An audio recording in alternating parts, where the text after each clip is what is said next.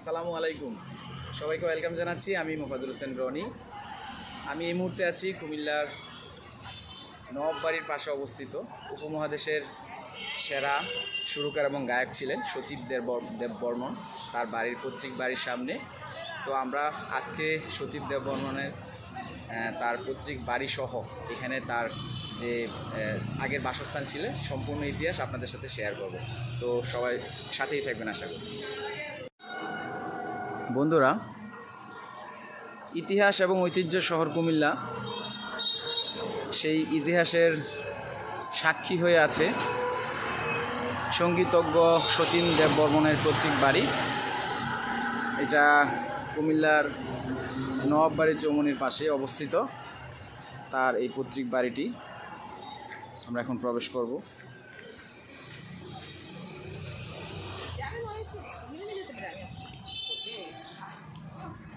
আমরা প্রবেশ করলাম শচীন দেববর্মনের পৈতৃক বাড়িতে।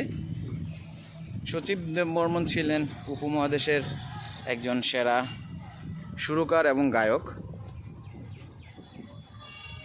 সচিব দেববর্মন ত্রিপুরার রাজ পরিবারে জন্মগ্রহণ করেন। শুরুতেই তার বাড়ির সামনে এই যে একটি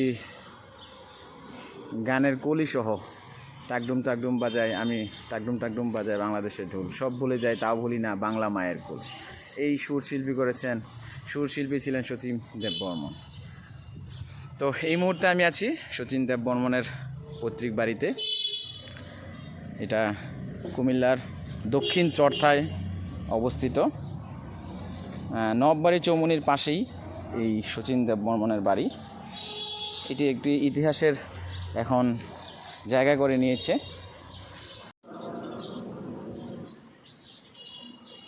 এই বাড়িটির সংস্কার এবং ভিত্তিপ্রস্তর স্থাপন করেন সাবেক প্রধানমন্ত্রী 2015 সালে। তো এটাকে পরবর্তীতে এটা মোটামুটি জাদুঘরে একটা রূপান্তরিত করা হয়। এই বাড়িটি একটি রাজবাড়ি বলা যায় এই জন্য যে শচীন দেববর্মনের বাবা ছিলেন, তার বাবাও ছিলেন রাজ পরিবারের একজন সদস্য। নবদ্বীপ চন্দ্র দেববর্মন ছিলেন শচীন দেববর্মনের বাবা। তো এই যে আপনারা দেখছেন, তার বাবাও ছিলেন একজন সঙ্গীতজ্ঞ এবং সুরকার। তিনি সুর এবং সঙ্গীতজ্ঞ করতেন। এই যে এখানে একটু দেখতে পাচ্ছেন কুমিল্লায় নজরুল, এই ভবনে মহারাজ কুমার নবদ্বীপ চন্দ্র দেববর্মনের বাহাদুরের রাজবাড়ি। 1922 সালে কবি নজরুল ইসলাম এখানে কুমার শচীন দেববর্মনের সঙ্গে বসিয়া সঙ্গীত চর্চা করতেন। তো আসলে এটা এই জায়গায়, এই বাড়িতে কাজী নজরুলও এসেছেন। এটা একটি স্মৃতিবিজড়িত বাড়ি আপনারা দেখতে পাচ্ছেন। আপনারা আশেপাশে যারা আছেন অথবা দূর থেকে যারা আসতে চান, তারা প্রথমেই কুমিল্লা শহরে আসতে হবে। কুমিল্লা শহরে এসে কুমিল্লা শহরের দক্ষিণ চরতায় অবস্থিত এই শচীন দেববর্মনের পৈতৃক বাড়িটি। বন্ধুরা, শচীন দেববর্মনের বাড়িটি কুমিল্লা জেলা প্রশাসন সর্বোপরি এটাকে জাদুঘর ঘোষণা দিয়েছিলেন। তো তার ব্যবহার্য জিনিসপত্র এখানে আছে মর্মে জানা যায় ইতিহাস ঘাটলে। দেখি তার ঘরে প্রবেশ করে, আসলে কিছুই নেই। পুরাতন একটি বাড়ি, অনেক পুরাতন একটি বাড়ি। ভিতরে আসলে ওরকম কোনো কিছুই নেই, জাস্ট বাড়ির একটি নিদর্শন।